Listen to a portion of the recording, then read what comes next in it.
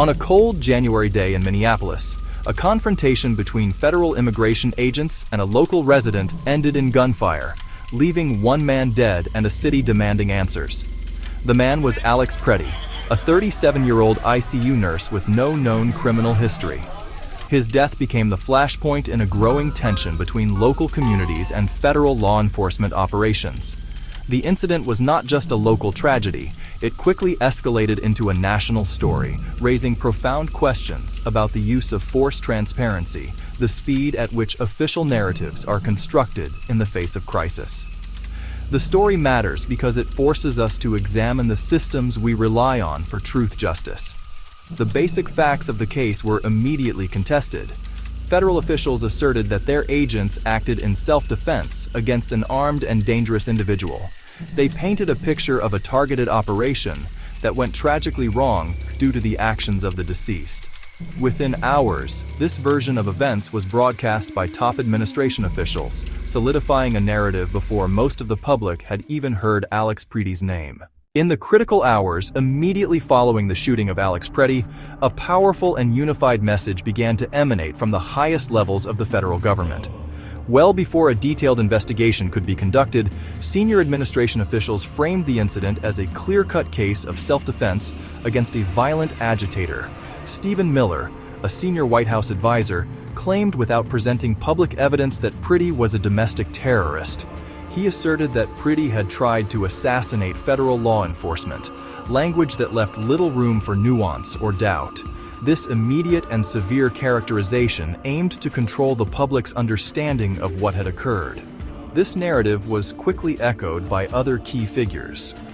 The Department of Homeland Security Secretary, Kristi Noem, used the exact same term, domestic terrorism, to describe Preddy's alleged actions. This was the same label that had been applied to Renee Good, another individual killed by federal agents in Minneapolis just 3 weeks prior. The repetition of this highly charged phrase suggested a coordinated messaging strategy. The goal appeared to be the swift justification of the agent's use of deadly force by portraying Preddy not as a citizen, not as a protester, but as an enemy of the state. The official narrative, so carefully and quickly constructed, soon collided with a different and more complicated reality captured on the cell phones of bystanders. Multiple videos from different angles began to circulate online, and they did not appear to support the government's claims.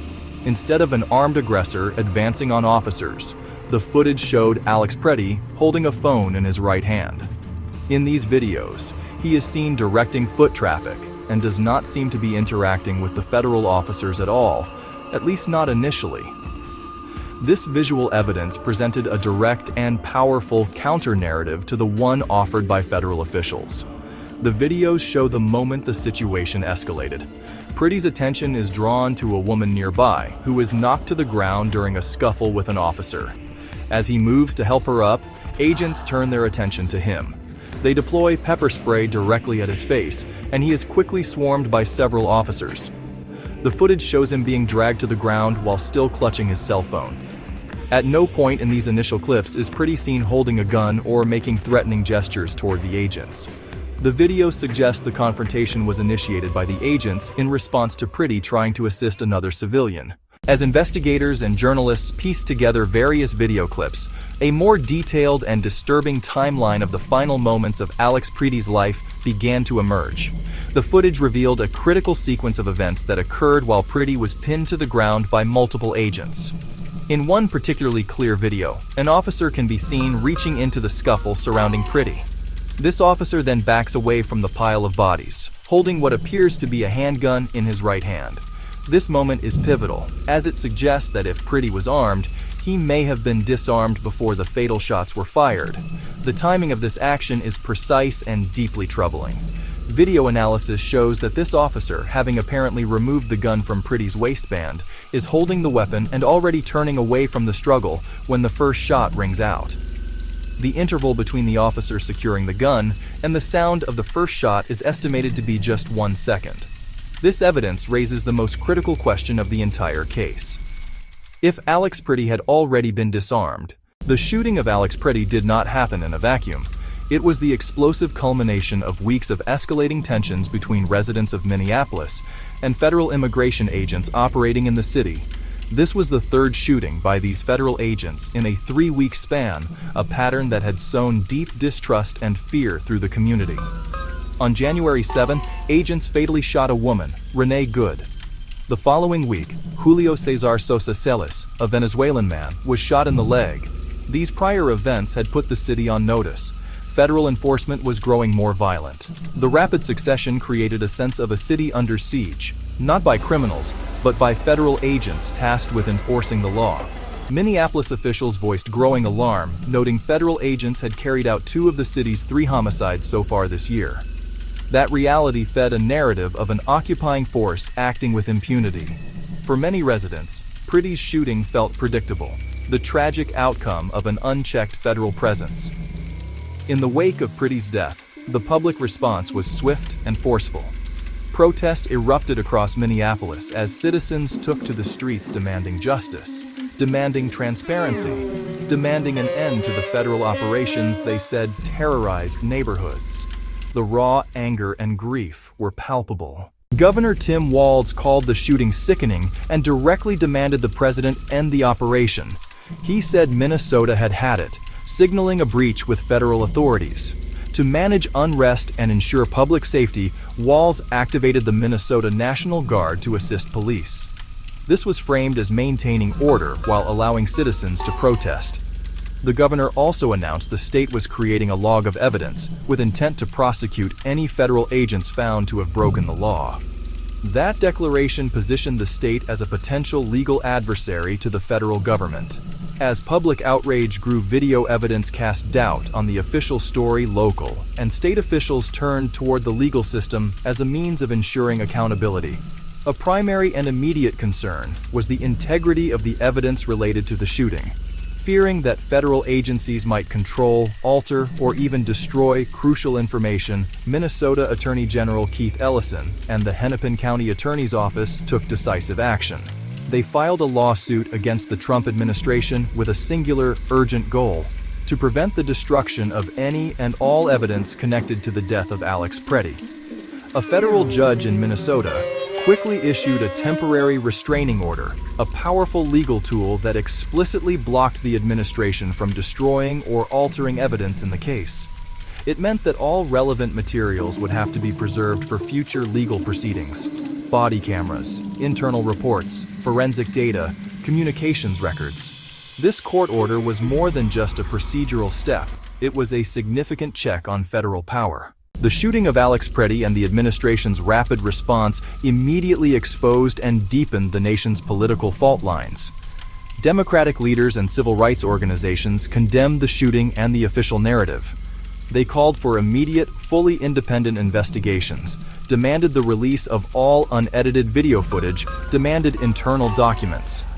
Their reactions focused on police accountability, the overreach of federal power, the need for transparency when a citizen's life is taken by a government agent.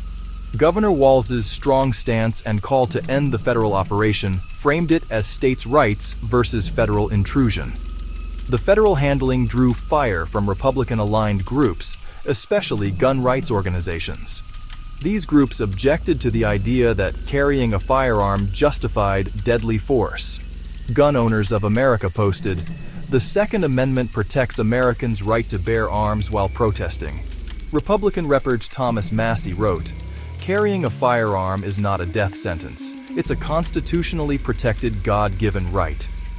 That criticism separated gun ownership from the administration's portrayal of Pretty as a domestic terrorist. Even if Pretty was armed, that alone didn't automatically justify the shooting.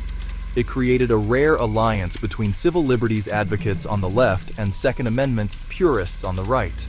The fractured reaction showed the Pretty case transcended simple partisan politics.